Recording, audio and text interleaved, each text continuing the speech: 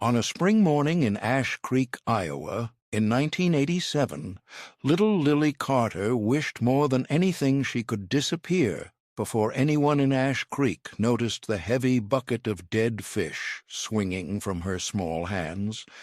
But by then the children had already spotted her, and the laughter had already begun. The first voice came from outside Miller's feed store, where a few farmers were loading sacks of grain into an old pickup, one of them nudging another before grinning and saying, "There goes Benjamin's fish girl again,"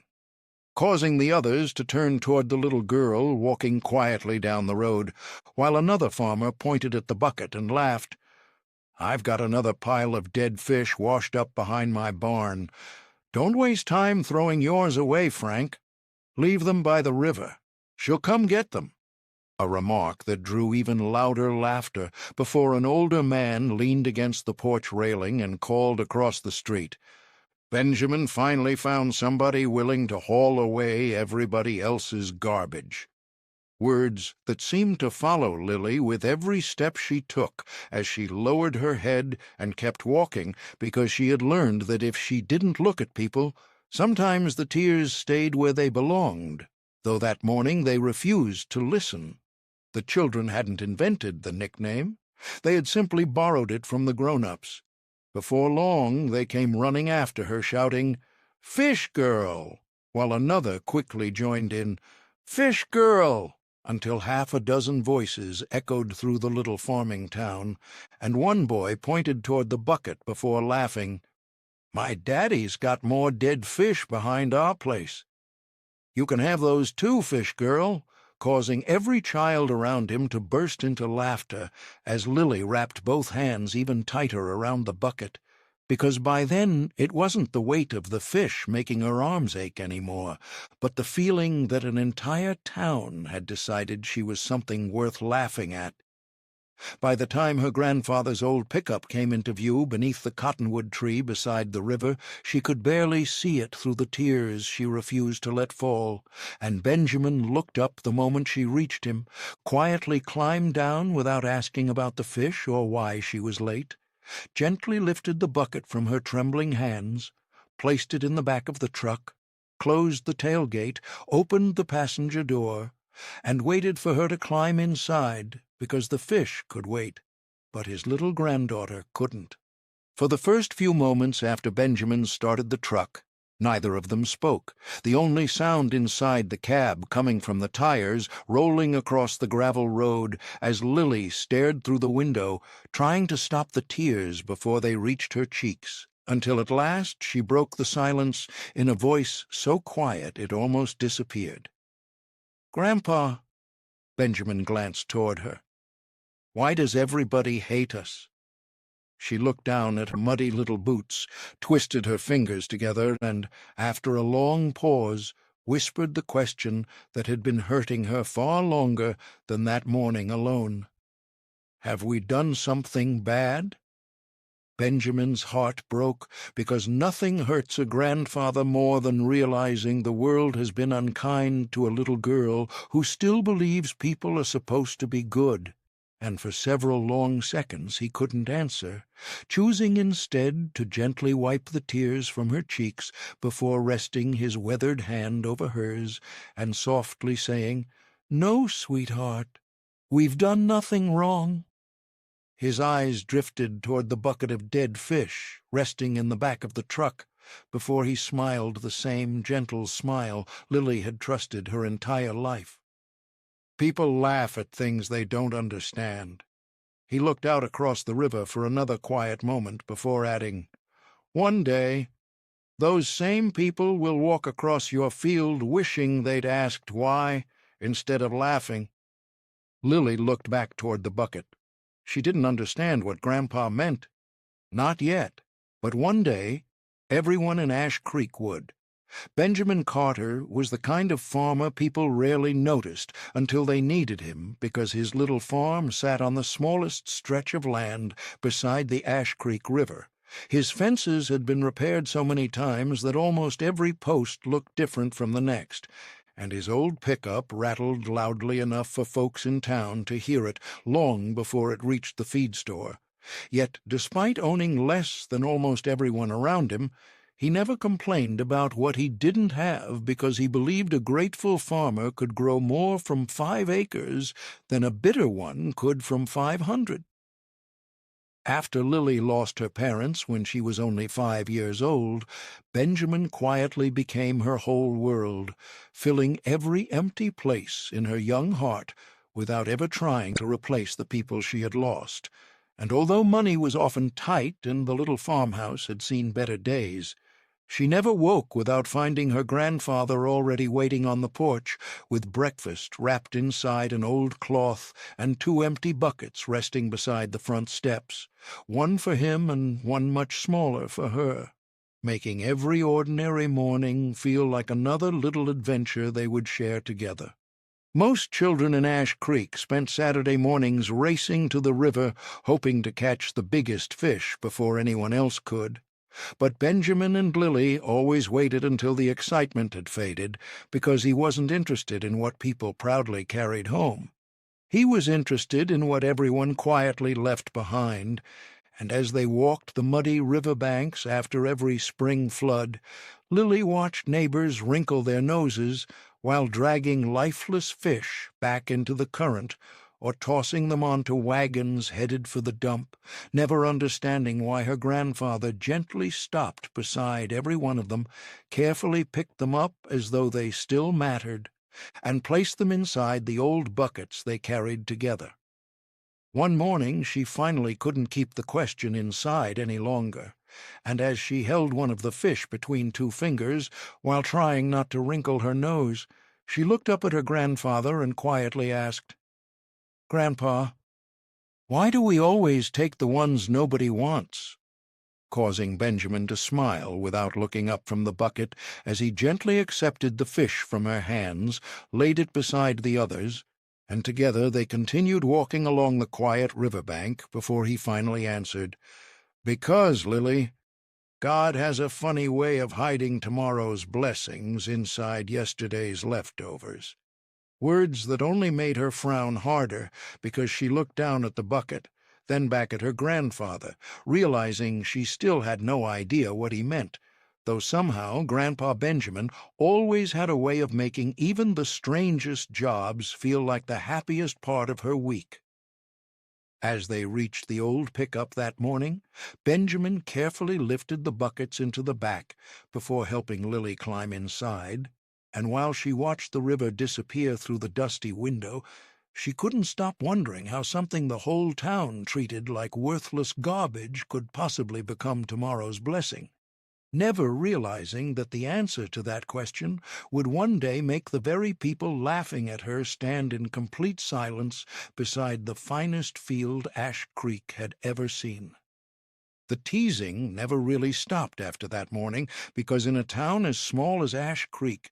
stories had a way of living much longer than the people who started them, and before long it became perfectly ordinary for Lily to hear someone laughing whenever she walked through town carrying her little bucket, while Benjamin simply greeted every neighbor with the same warm smile he always had, never allowing another person's opinion to steal the peace he had worked so hard to build inside himself. A few days later, after another spring rain had pushed the river over its banks,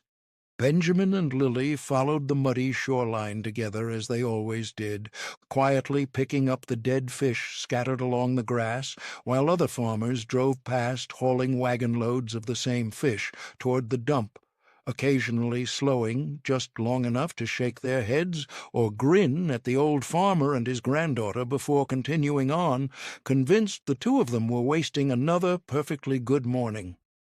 Lily worked silently beside her grandfather for a while before finally breaking the quiet, because the question that had been living inside her since the morning everyone laughed simply refused to leave, and as she gently lowered another fish into her bucket, she looked up at Benjamin and asked, "Grandpa, if everybody says these fish are just rotten garbage, why do you keep saying they're a blessing?" Benjamin smiled softly, not because the question surprised him, but because he had been waiting for the day she would ask it, and instead of answering immediately, He pointed toward a tall oak tree standing alone near the edge of the river before quietly asking, "Do you know what that tree is standing on?" Lily looked across the field and shrugged. "Dirt?" Benjamin chuckled.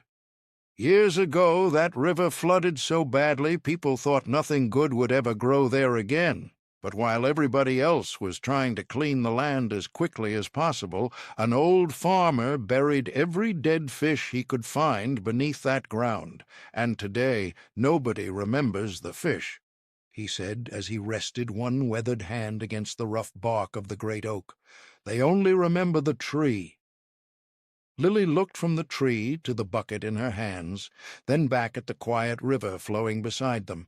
and although she still didn't understand everything her grandfather was trying to teach her, she understood enough to stop seeing the fish as something ugly, because for the very first time she began wondering what they might become instead. Benjamin reached over, gently lifted another fish from the muddy grass, placed it inside the bucket, and smiled at his granddaughter before quietly saying,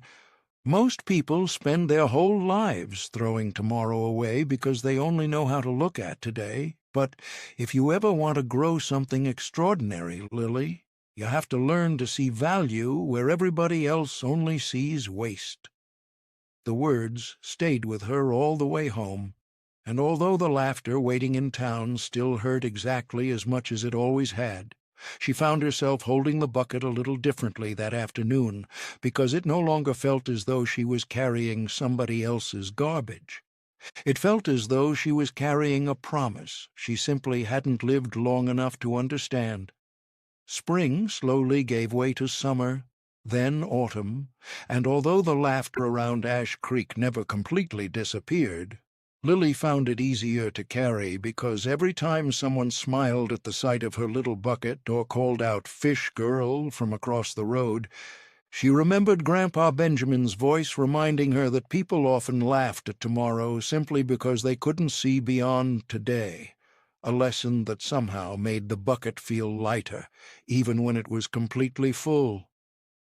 Their little routine never changed, because after every flood they walked the river together, gathering the fish everyone else hurried to throw away, before carefully burying them throughout the small field behind the farmhouse, and while Benjamin worked with the slow confidence of a man who had repeated the same task for decades, Lily eventually stopped asking whether it would really make a difference, and simply trusted the quiet smile on her grandfather's face every time another fish disappeared beneath the soil. One cool evening, as the sun settled behind the hills, Benjamin paused longer than usual before lowering the last fish into the ground, resting both hands on the shovel as though catching his breath. And although he smiled when Lily looked at him, she noticed something she had never seen before, because the strongest man she knew suddenly looked tired in a way that sleep alone couldn't fix. Over the following weeks, he began spending more afternoons sitting on the porch instead of working the fields, insisting he was only slowing down a little with age whenever Lily asked if he felt all right. Yet she quietly started doing more of the chores herself, because love has a way of noticing the truth long before words are willing to admit it. One evening, Benjamin called Lily to sit beside him on the porch, while the breeze gently carried the smell of fresh soil across the little farm, and after they spent several quiet minutes watching the last light disappear beyond the river, he finally broke the silence by saying, "Sweetheart, there may come a day when you have to walk that river without me." Words that immediately made Lily shake her head before answering, "Don't say that, Grandpa. You'll always be here," causing Benjamin to smile with the same tenderness that had comforted her since she was a little girl, as he gently placed his weathered hand over hers and softly replied, "I hope so, but promises are meant for the days we hope never come, and I need you to promise me something." Lily's smile slowly disappeared as she looked into his eyes, somehow realizing this conversation was different from all the others they had shared before, and when she quietly whispered, "Anything," Benjamin looked toward the little field they had worked together for so many years before saying, "Promise me you'll never stop seeing blessings where other people only see burdens, and promise me you'll keep walking that river even if you're the only one who believes it's worth the journey."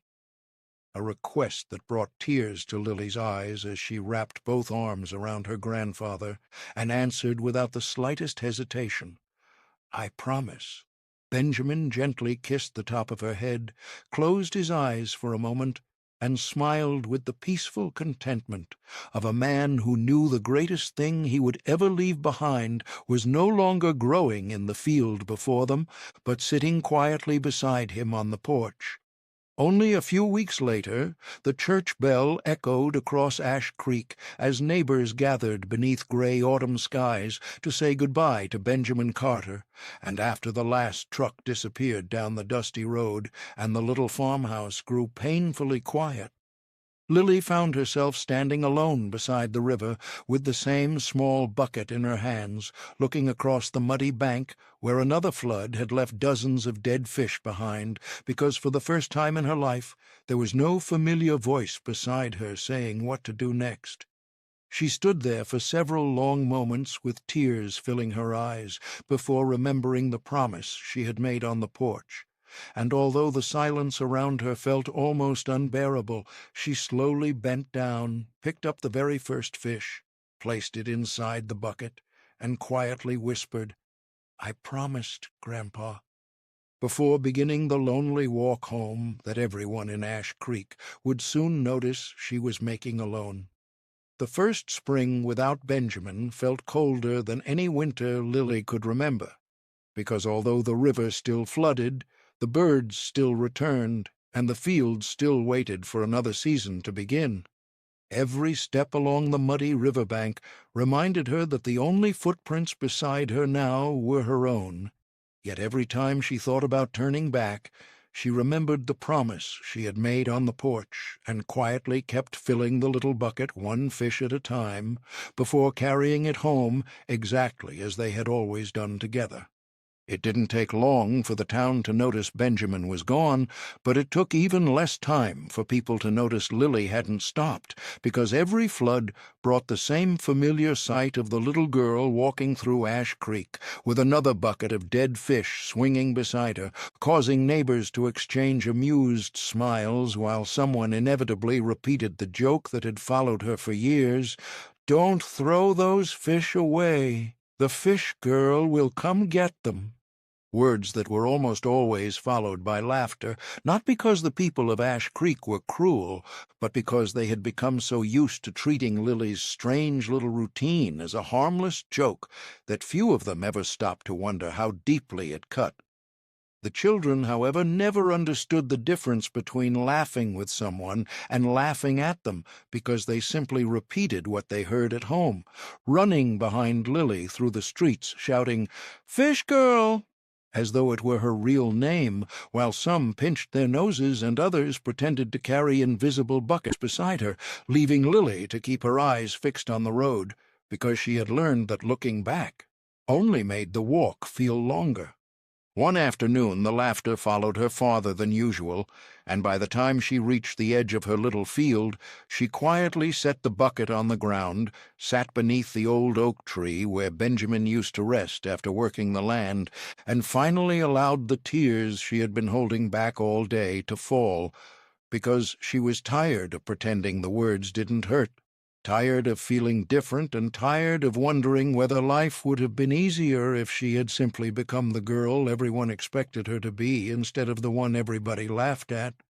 For a long time she stared at the bucket sitting only a few feet away, and more than once she thought about carrying it back to the river and letting every last fish drift away with the current, because if she did, the teasing might finally stop, the nickname might disappear, and tomorrow could become just another ordinary day. But as she reached for the bucket, she suddenly remembered Benjamin's weathered hand resting gently over hers, and heard his quiet voice as clearly as if he were sitting beside her once again.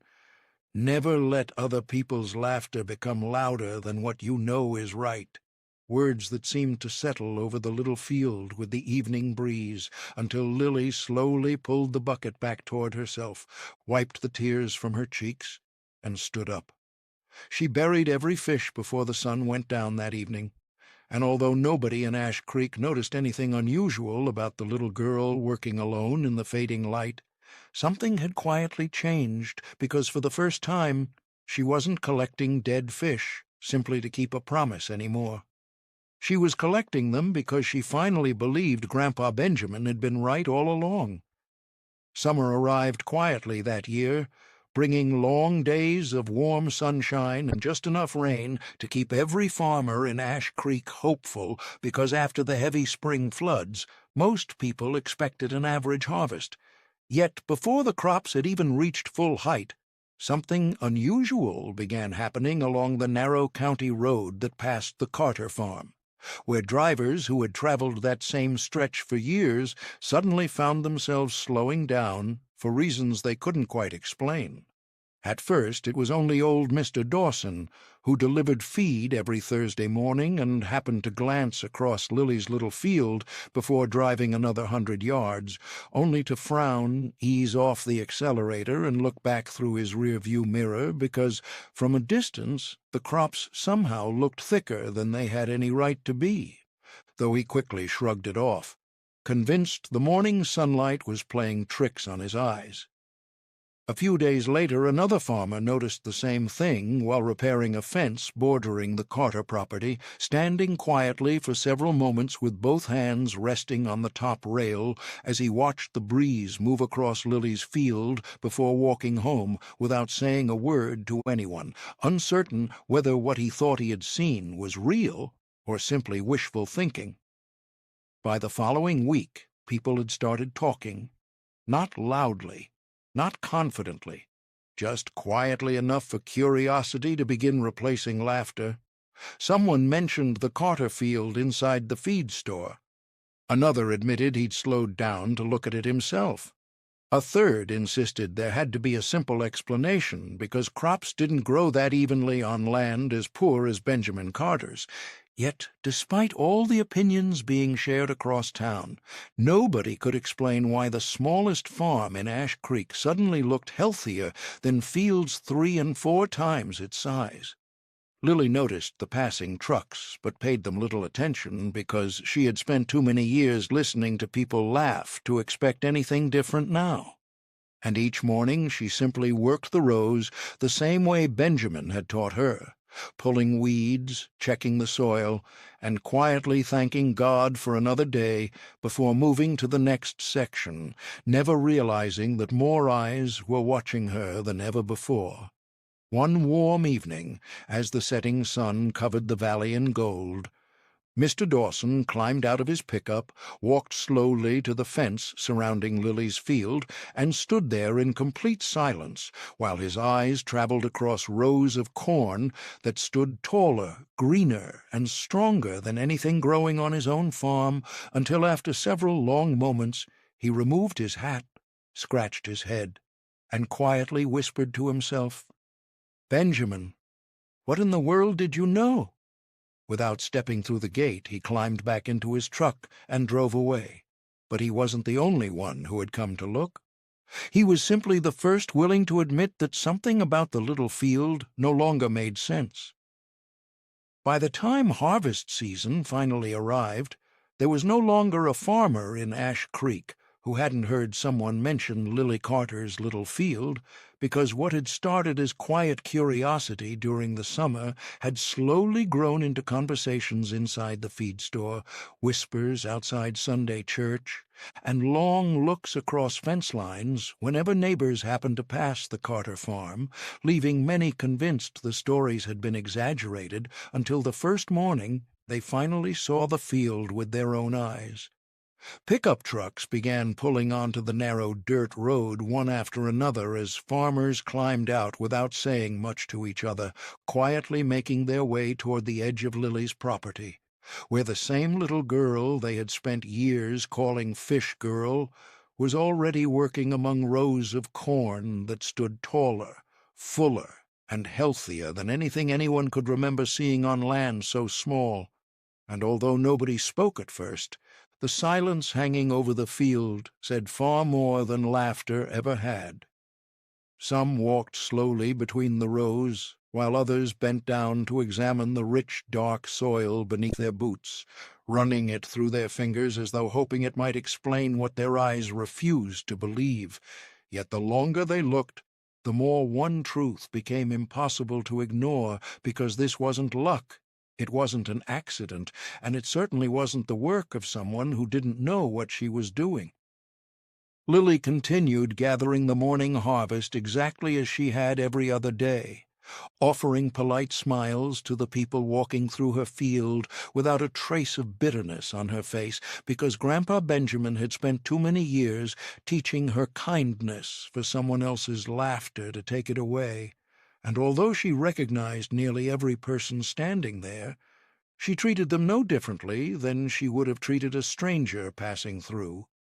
Among the crowd stood Mr. Dawson, the same farmer whose laughter had echoed loudest outside Miller's feed store years earlier, and after remaining silent for several moments, he slowly removed his hat, knelt beside one of the rows, scooped a handful of soil into his weathered palm,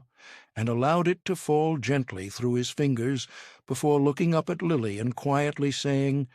"Your grandpa spent years trying to teach the rest of us something," his voice trailing away as he looked across the field once more before finishing with a humility the town had never heard from him before.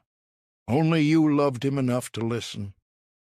The words settled over the field more heavily than any laughter ever had, because nobody argued, nobody smiled, and nobody searched for another explanation, leaving every farmer standing there with the uncomfortable realization that they hadn't misunderstood dead fish. They had misunderstood Benjamin Carter. As more people slowly wandered through the rows, someone noticed the old shovel still leaning against the weathered fence, where Benjamin used to leave it after burying the fish each spring, and although the wood had faded with time, Lily had never moved it, because some things were worth keeping exactly where the people you loved had left them. A quiet reminder that the greatest harvest growing in that field had never been the corn surrounding them. It had been the wisdom planted there by an old grandfather who saw tomorrow in the very things everyone else threw away.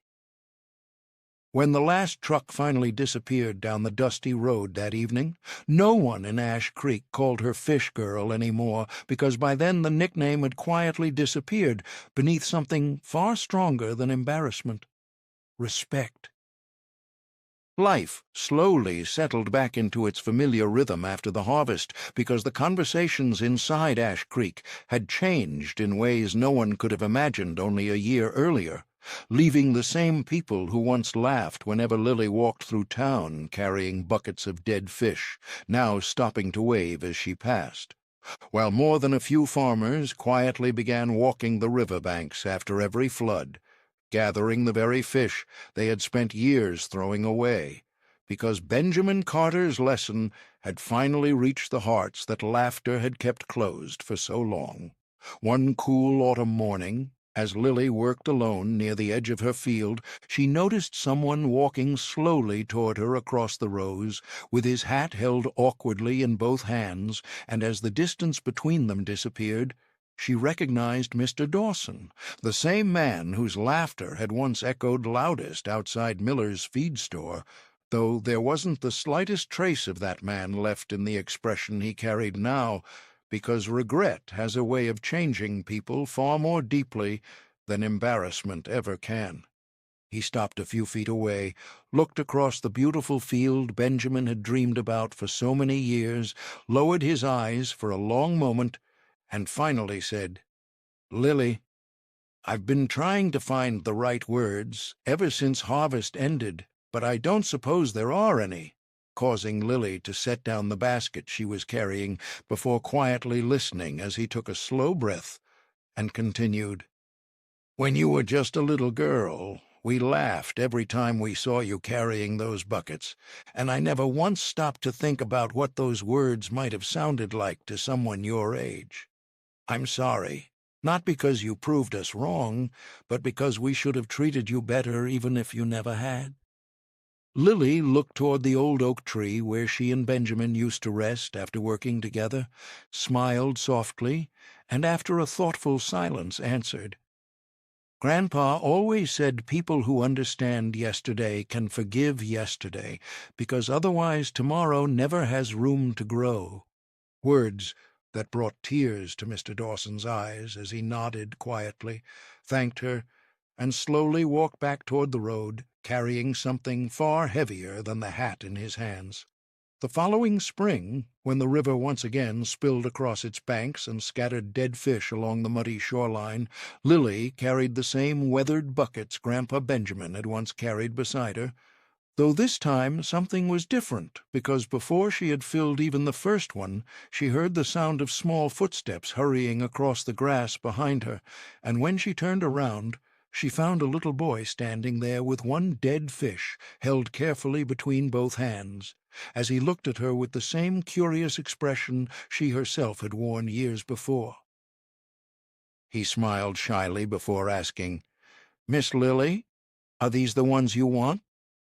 Lily couldn't help smiling back, because for just a moment she saw herself standing in exactly the same place beside Grandpa Benjamin so many years earlier, and as she gently accepted the fish from the little boy, she quietly thanked him before he wrinkled his nose and asked, "Why would anybody want dead fish?" She looked across the field where the morning sunlight danced over another healthy crop, then toward the quiet river where her grandfather had taught her life's greatest lessons, and with the same gentle smile Benjamin had worn every time she asked him difficult questions, she softly replied, "Because tomorrow has a funny way of hiding inside the things people throw away." The little boy looked down at the fish in his hands, thought about her words for a long moment, then bent over to pick up another one before following beside her without saying another word, and as they slowly walked home together along the same river bank where Benjamin Carter had once walked with his granddaughter, it became quietly clear that the greatest harvest he had ever grown had never been the remarkable field standing beyond the trees. It had been a little girl who once believed the whole world hated her, yet still chose kindness over bitterness, faith over ridicule,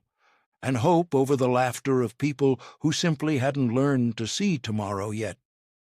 Years later, people in Ash Creek forgot how many bushels Lily harvested, forgot how much her corn sold for, and even forgot the year her little farm became the finest in the county. But they never forgot the little girl they once called Fish Girl, because every spring, when the river left dead fish along its banks, no one laughed any more. They simply picked one up and remembered Benjamin Carter. If this story reminded you that people often judge what they don't yet understand, we'd love to hear from you in the comments. Have you ever been underestimated, only to discover later that staying faithful to what you believed was the right decision? Your story might encourage someone else who's walking through their own season of doubt. And if stories like this remind you that the greatest lessons in life are often found in the quiet places, we'd be honored to have you join us again here on The Last Acre. Thank you for spending part of your day with us here on The Last Acre, where every acre has a story, and every story leaves a legacy. We'll see you in the next one.